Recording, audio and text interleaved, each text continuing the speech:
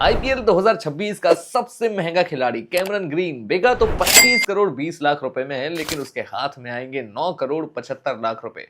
पता है क्यों? असल में बीसीसीआई ने इस साल ऐसा रूल निकाला था कि कोई भी खिलाड़ी भले ही वो 50 करोड़ में क्यों ना बिके, उसके हाथ में आएगा सिर्फ और सिर्फ 18 करोड़ रुपए। उसके ऊपर का जितना भी अमाउंट होगा वो सीधा प्लेयर वेलफेयर फंड में जाएगा। अब मान लीजिए इनके पास 18 करोड़ रुपए हैं, लेकिन इसके ऊपर भी इन्हें टैक्स देना पड़ेगा। 18 करोड़ के ऊपर लगेगा 20% टीसीएस, जो कि होगा 3 करोड़ 60 लाख रुपए, और उस टीसीएस के ऊपर लगेगा 25% का सरचार्ज, जो होगा 90 लाख रुपए। और फिर हेल्थ एंड एजुकेशन कैश के लिए जाएंगे 4%, वो होगा 18 लाख रुपए। इन सारे टैक्सेस के कटने के बाद 18 करोड़ रह जाएंगे सिर्फ और सिर्फ 13 करोड़ 32 लाख रुपए। अब ये ऑस्ट्रेलिया के सिटीजन है, तो वहां पर जब ये जाएंगे तो वहां के टैक्स स्लैब के हिसाब से इस अमाउंट पर लगेगा 45% का टैक्स। वो 45% का टैक्स होगा 7 करोड़ 90 लाख रुपए।